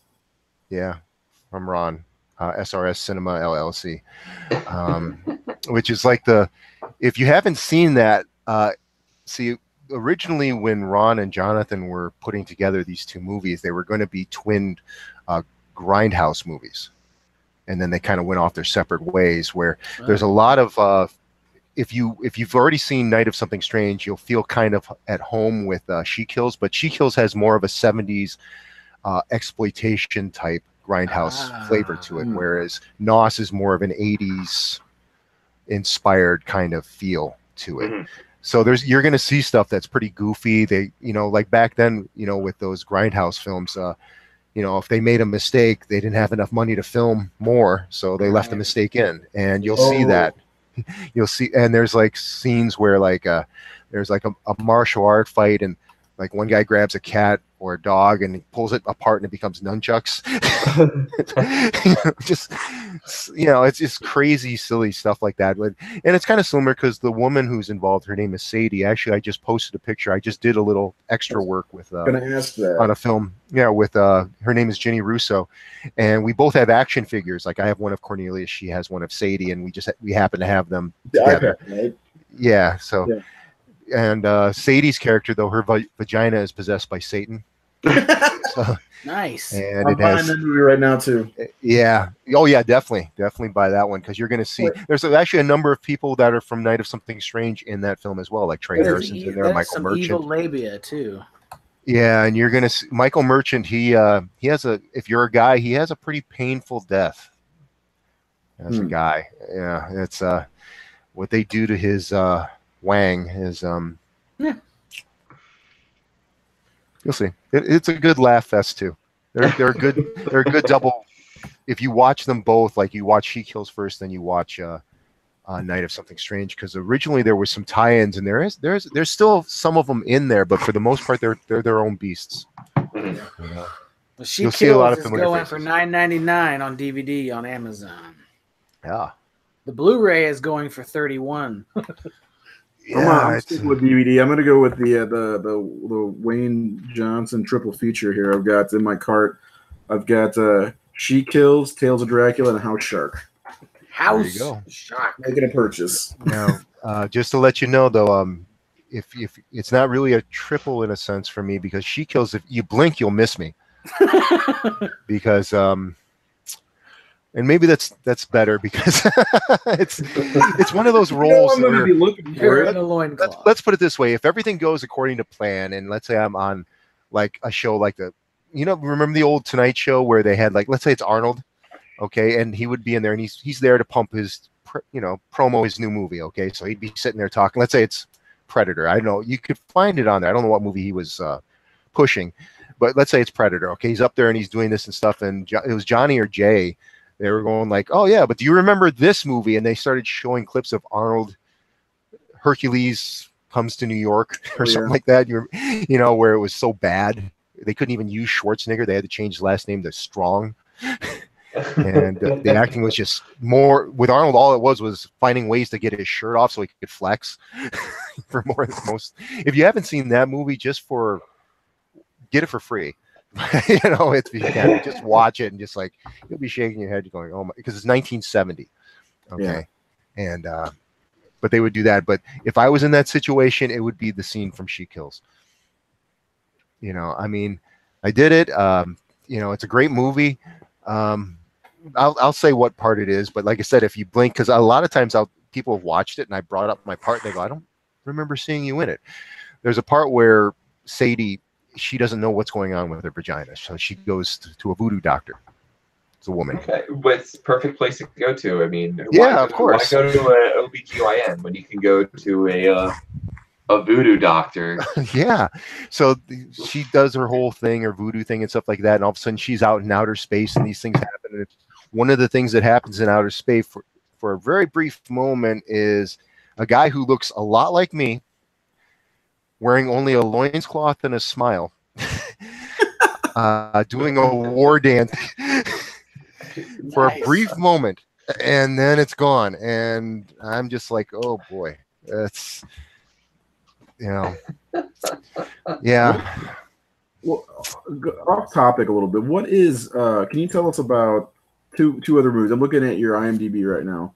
Mm-hmm. One is Empire State of the Dead. Mm-hmm. Okay, and then Mohawk.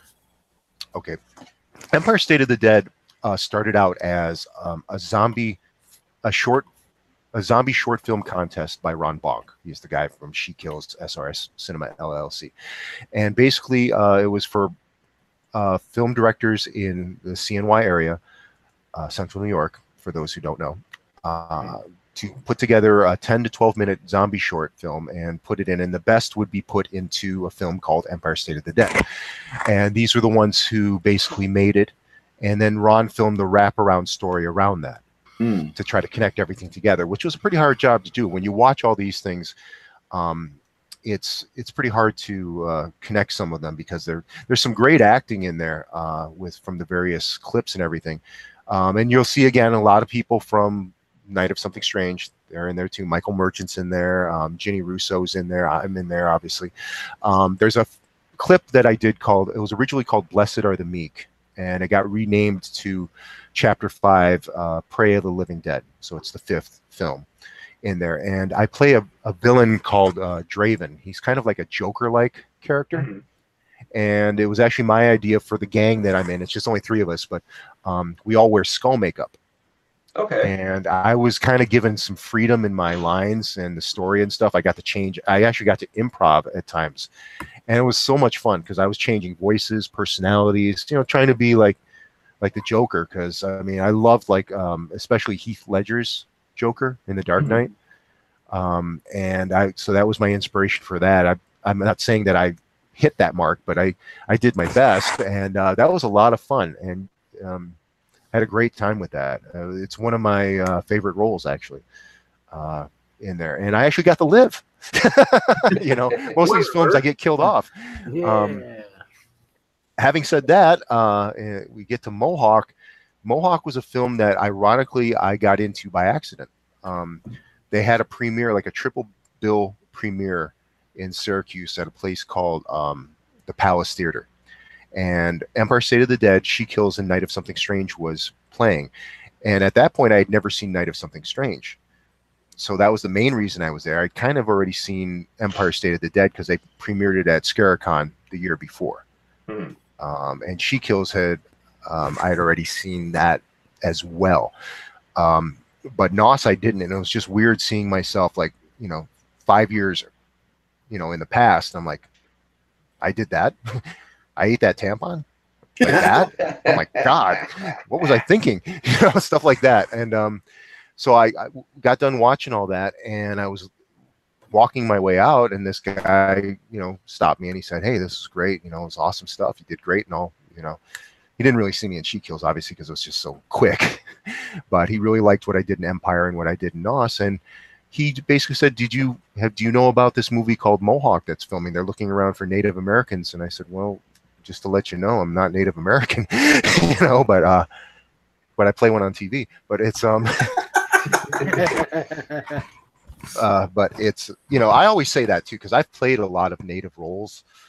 I shouldn't say a lot, maybe 3 or 4, but and I'm always upfront about that because I do look Native, and that's part of acting though, and because some people get offended by that whole thing. I've actually got into an argument with a woman one time where she was saying I was taking jobs away from Native actors and all this stuff. And I made the mistake of engaging in that. And I'll never make that mistake again just because it's just so stressful and stuff. Because that person, no matter what I said, that wasn't going to change her mind. Yeah. But anyway, I went there and I contacted the people and was there for a couple of days and had a great time. It was a higher level set. I got to share a trailer, which was nice.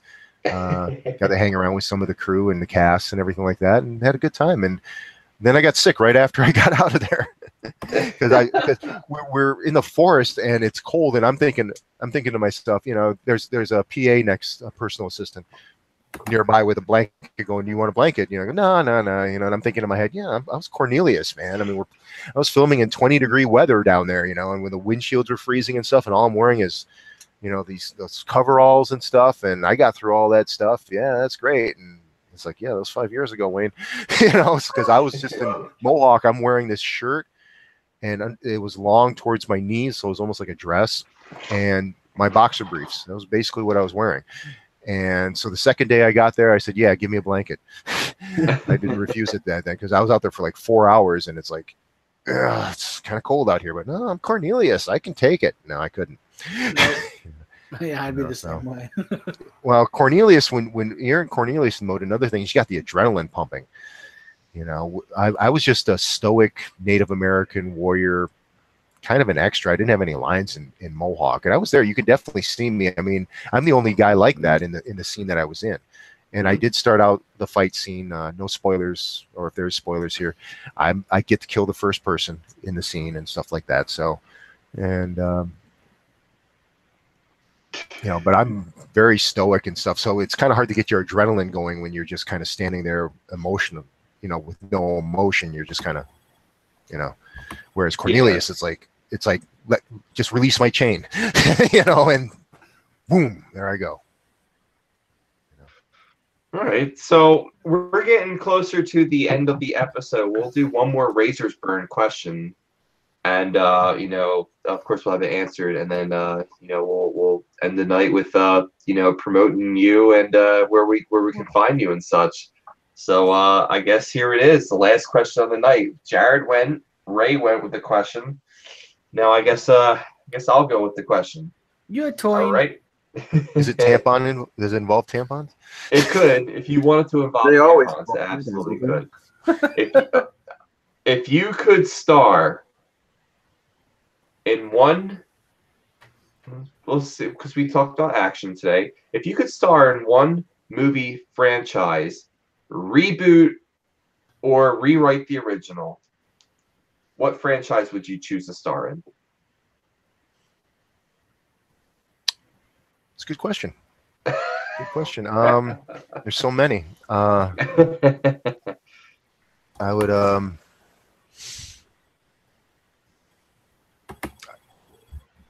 would probably say something to do with Marvel. Okay. I would like to be in something like that. Only because, see, it's weird because I have to kind of explain this a little bit, because there was another podcast that I was on. They were asking me about the sequel to The Crow. Mm-hmm. Okay, and they asked what my take was on that, and I thought about it after I gave my answer. My answer was more like along the lines of, you know, you shouldn't really mess with the original. Mm-hmm. And something like The Crow, especially. I mean, Brandon Lee's performance. I mean, Mm-hmm. that's a huge shadow to overcome. Yeah. And, Totally. but having said that, so on the one hand, yeah, I don't feel they should, you know, this trend that Hollywood has about remaking classic films and stuff like that. More often than not, they bomb, and for good reason. You know, usually they change things that are like fan favorites and stuff, and it just bombs for the most part. Although there's people that like them. It's all subjective, of course. But I've also, to me, I kind of thought about it, and I was like, what I should have said too, and this kind of applies here. It's like, if you come up with a really good story, it makes sense that, you know, and you don't totally wipe out all the stuff from before. There's a continuity. There's great acting, great story, and stuff like that. And, you know, I'd be willing to take a shot at something like that. I mean, even like The Crow. I mean, if I'm not too old already to do something like that, and if, you know, if I have some martial arts skills, but I don't know if I have that level. But you know, so, but, you know, when I say Marvel, it would be nice to be in something, not necessarily a reboot. That's so hard to do on there, because, you know, especially comic book movies. If you replace somebody, that's like a big uproar. Yeah. You know, they want those. They got the actors there, especially like one of the main ones. It's like, you know, everybody freaks the fuck out. Yeah, and obviously this would have to go unless it was a character with long hair. Although there was one character with Marvel I thought that I could fit in, that, you know, I mean, besides some of the Native American ones, but then again, I'm not Native American, but whether that counts or not. But there was one, but I heard an announcement that they're actually making a movie for it already, and I thought that would have been nice with my background. Maybe I could have, you know, somehow, if I had the right connections and everything. It was for those who may not know, for Marvel, it's a vampire character. It's Morbius. Morbius, yes, the living man. Because his hair's a little long. Mine's currently too long, obviously. But if I got in Marvel shape, and you know, I thought that I could be in for the running possibly for that. You know, if I had the right connections and everything like that. But which I don't at the moment. But as I said, for the moment. But it's already being done, you know. So it's like, damn, that would have been nice, though. You know, that would have been something that. But anything, you know, I mean, it's, you know, it would be fun to just be involved, to have a part like there and just build your way up. And it, you know, DC too, I guess, even though DC obviously, you know, they've got a little bit of a problem at times with some of their stuff, but it seems like they're working on improving all that stuff. And I'm going just way too long on all this. So go on.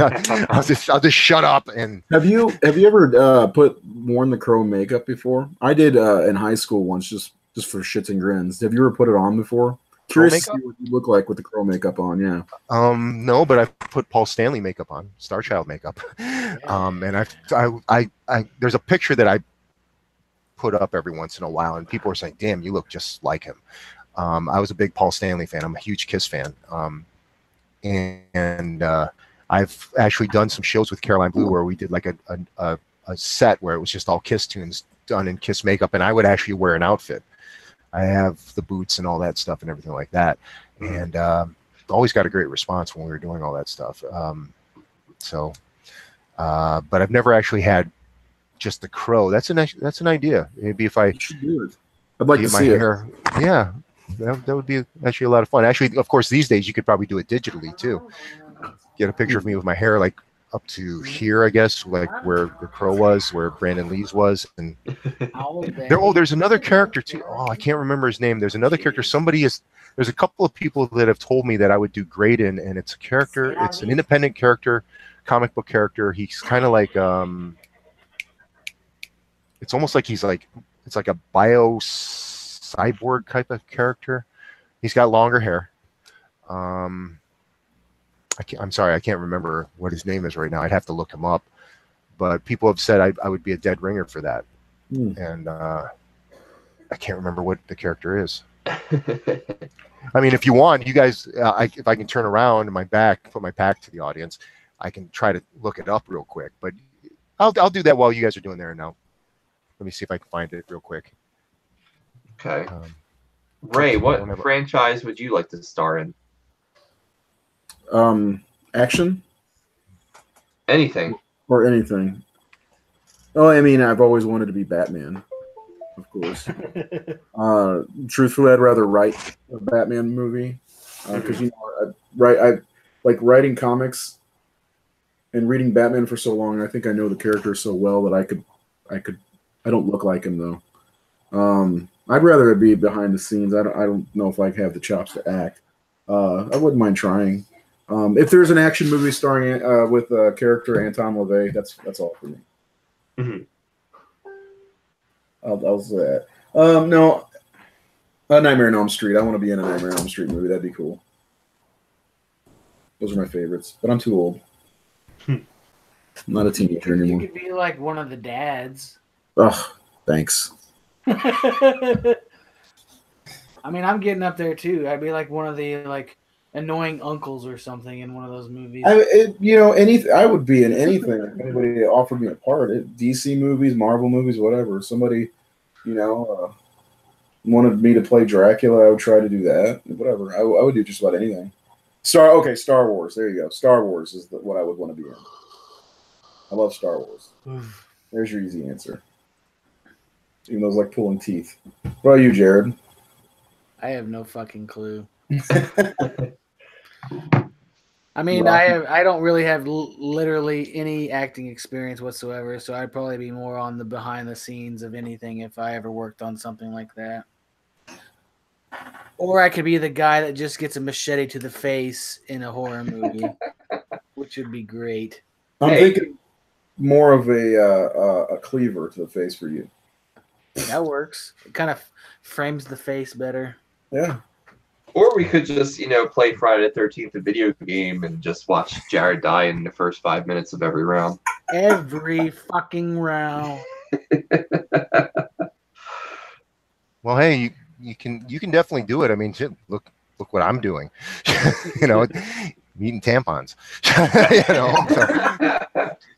Can you eat a tampon? It reminds me of the time when I was 13. I went to my friend's house and his mom threw a fucking bloody tampon at me. Yeah. And it hit the wall behind me and stuck there. And she says, "What? It's only Kool-Aid." I'm like, "Yeah, that looks like Kool-Aid." Yeah, right. See, if you can eat a tampon, you can be a nos too. Yeah, I'm in. But it's gonna be lumpy. Okay, just leave it at that. By the way, Ray, when you were talking about all that Batman experience and stuff like that, let me know what you think about Empire. Like I said, it's like a Joker influence kind of thing. Let me know if I did well or not. I mean, you know, I'm always. I will write a review for it after because I'll get it. It says I'll get it by Monday, so I'll try to watch it whenever I get it. Yeah, I whenever you love the cover. Jared, just so you know, there's only like 2 or 3 left. They said on Amazon. So the Empire State of the Dead. Oh yeah. Yeah, that one and She Kills are both only a couple left. So I bought both of those, and then I didn't buy House Shark because they have it at Walmart. I'll just go get it tomorrow. So. They have it at Walmart? Yeah, it was. I saw they had a couple copies at my Walmart yesterday when I was there. They do, but they're selling out. There's a lot of places that are like. I need to go probably after this. No, it's on Amazon. If I can't get it at Walmart, I'll get it eventually.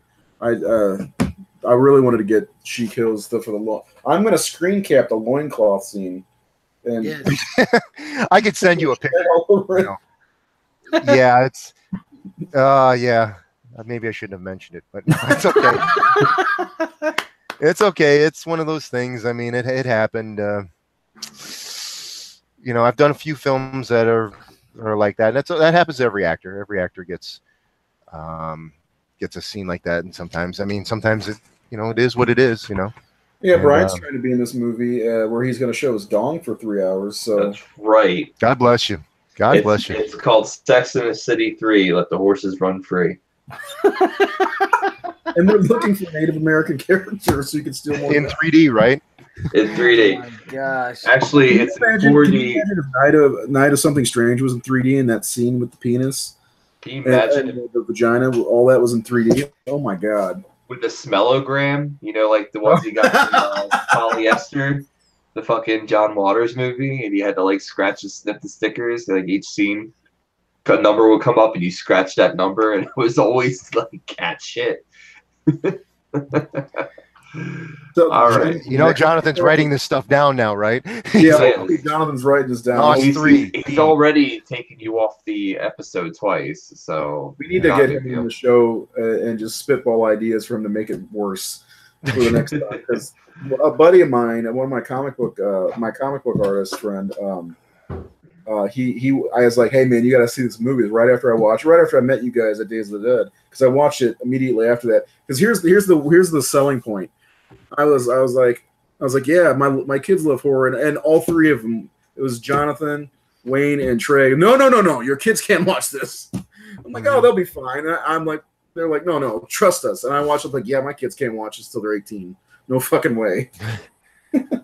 That happens so much. I mean, I always tell people, you know, I'll be like, I'll joke around and say, don't judge me, you know, because, you know, and they'll be like, oh, I can't be that bad. I go, yeah, I can. It's just from the opening. Just going to warn you.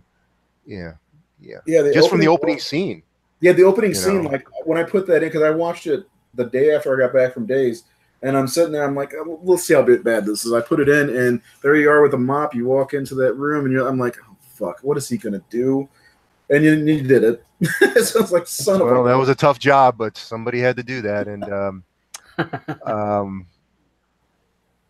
that was I take one for the team there. Yeah. Yeah, I bet you did. Yeah, that's part of the glamour of acting. All right. That was actually my first time ever meeting her too. That was Ginny Russo. That was my first time ever meeting her. I mean, what a great way to, you know, what a great tagline. Oh yeah, how did you guys meet? You know, and it's like, yeah, I was dry humping her on top of a. She was naked, and I was dry humping her on top of a operating table. All like right, a Tinder date. So this has been another episode of here on THS Lives. We're gonna wrap this up. My name is Brian Enright. You can follow me on Facebook at Brian Enright, or you can follow me on Twitter and Instagram at The Horror Jew. Jared, where can we find you? You guys can follow me on Facebook at Jared Letourneau, or if you're on Twitter, you can follow me at zombie_survivor. Thanks, Wayne, for being on the show with us tonight. Fun talking with you, man. Yeah, it was great talking with all of you guys. Very cool. All right. Up next, we have our president and Führer, Razor. Ray, where can we find you? You can find me behind the McDonald's in the dumpster, since Mike's not on right now. I'll take his. No, you can find me at Razor_33 on Twitter. I'll give it up this time. And then I was going to look at my Instagram. It's just Razor33. if you want to follow me on Instagram, follow the Horror Syndicate at Horror Syndicate on Instagram too. Yes, for sure. Yeah, somebody else took it over, so I don't have to deal with it, and she's kicking ass with it, Jenny. Nice. That's it. You can follow me on Facebook if you want. Yeah, Wayne, it was awesome having you. Are you doing any cons coming up at all? Not presently. Next Sorry. year, I'm sure there's going to be like Johnny Z. The Johnny Z teaser is actually going to premiere at Genre Blast. Oh, When's Mike's yeah. movie's gonna be there next week. Yeah, Is that Labor Day weekend? Yeah, I think so. And because I just got an update, like everybody else, on Indiegogo from Jonathan about that. Yeah. So the teaser's going to be out there, and it'll probably be online soon after that. And Nathan Ludwig, who's the guy who's the organizer with that and stuff like that, he actually filmed a lot of behind-the-scenes stuff, a lot of interviews and stuff, and some interesting stuff. No tampons, but it's it's yeah, but I would say, well, it depends. I mean, I know House Shark's going to be hitting the convention circuit pretty soon, if it's not already. Johnny Z is going to be hitting it next year. I guess if it just matters if I'm invited, and if I am, if I can make it, great. I would love to do it. Awesome. He's very good with meeting the fans and interacting with people at the con. There's pictures on my Facebook of us together at Days of the Dead from last year. Yeah, I love meeting the people the fans of the movies, and I'm just so appreciative that there's people that just appreciate and love what we do. It's a blast. I mean, I guess it's amazing to me.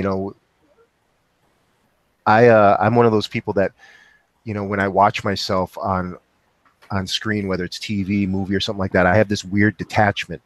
Like I'm not watching myself. It's like it's somebody else.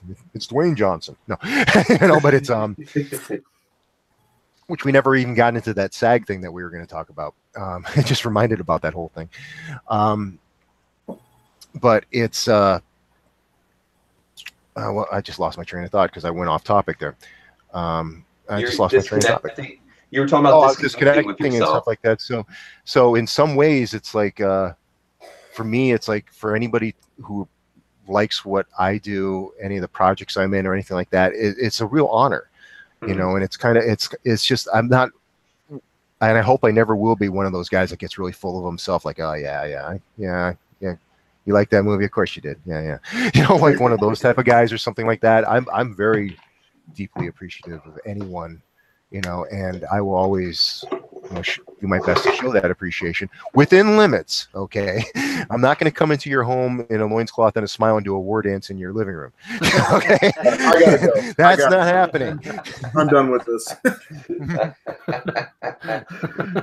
All right. Well, where can we find you? Those who are viewing the show, where can we find you on social media? Okay, well, there's my personal site at waynewjohnson.com. It's a rather large site. A lot of back history on there. A lot of stuff. Hopefully you're entertained on that. On Facebook, it's my acting page is WWJ Official. I do have my personal page too at Wayne W. Johnson. Instagram, it's Wayne W. Johnson. Twitter, it's WWJ13. YouTube, it is WWJ Official. If you happen to be on MySpace, it's Wayne W. Johnson. I am on IMDb,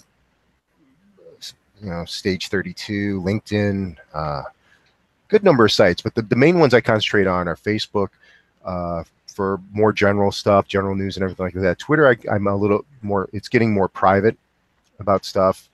Instagram, I put photos up there that I don't share anywhere else. I try to make things a little different. And YouTube, I'm lagging behind right now, but there's already a lot on there, and I'm going to be adding a lot more as I am allowed to, because some of the clips I want to put up there, I can't for various reasons. But I'm working on that. And what's the name of your band again? Caroline Blue. That's also on Facebook as Caroline Blue Official. It's on Twitter as Caroline_Blue, all in caps. It's on Instagram as Caroline Blue Official. YouTube is also Caroline Blue Official. It's all there. I mean, if you go on my pages, especially like Instagram, there'll be Caroline Blue stuff on there, and there's a tag there. It takes you right there. And hopefully by the end of this year, if not definitely next year, I will have the CarolineBlue.com site up. It's if you see my site, WayneWJohnson.com, and see the size of that, the Caroline Blue site is almost 3 times that size. Because we did a lot of shows. I did a lot of interviews. I mean, I've got interviews in Belgium and all this stuff. I mean, there's all sorts of stuff on there, all sorts of stuff. So, and because I'm starting to release more new music now with Caroline Blue, we're going to start working on more music videos and stuff. So I got to get that site up and running. So. All right, well, very cool. And so thank you for all those who are watching out on Facebook land. Have a great, safe night, and we'll see you next Friday. No. All righty. So we are